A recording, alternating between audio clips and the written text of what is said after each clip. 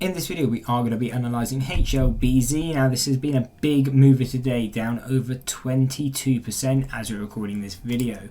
So what do we think is going to happen with this stock going longer? So obviously in the intraday, strong sell-off, come back to retest that VWAP, and again just kind of really cemented that downtrend on the day. So at least in the intraday, looking very weak. Now going on to the longer term, on the left we have a 6-month, on the right we have a 1-year chart. What do we think is going to happen going forward? So as we can see firstly, how much has this stock sold off? $9 to 15 cents. Whenever you see this, always be cautious. Fundamental issues in the company if it can ever sell off that hard.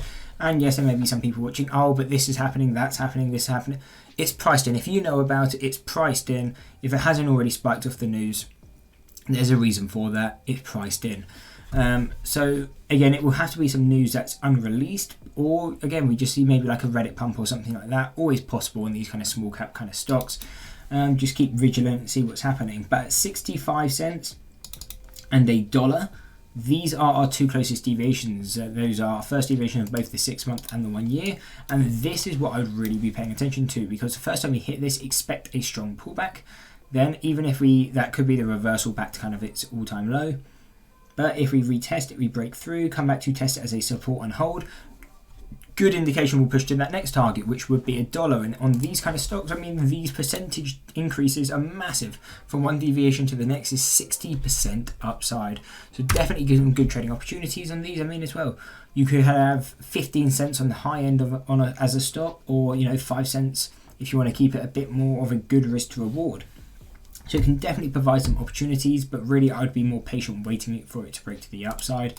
And we'll quickly note just a bit further out, again, if some big fundamental news comes out and we fly, 1.5 and $2.35 are really the only levels that I'd be paying attention to. And why I wanted to point up to the 235 was just because obviously that was that previous pump, and that's when we started to sell off. So if we did another pump and if we were to push that high, there's going to be a lot of activity and volume coming in at that level. Now, if you're looking to trade this, as of right now, obviously, because we got to wait ages for it to really provide a good and strong trading opportunity. If you're a bit more impatient, maybe you're in the stock now, what do you want to pay attention to in the short term? Now, this is what we'll go over quickly, so we can clear those. Again, they're the main ones I would focus on, but if you are a bit more impatient and you want levels now, or again, like we said, if you're already holding, what are we paying attention to? 18 cents as a support. And then going lower, we have 12 cents, 7 cents. These would be the three key supports we'll be paying attention to the downside. Instead, if you're looking to the upside target, and again, this is what I'd be more interested in. I wouldn't want to be catching a falling knife on a stock like this. What I would want to see is it providing a upside opportunity and looking to trade it. And again, here was a perfect example.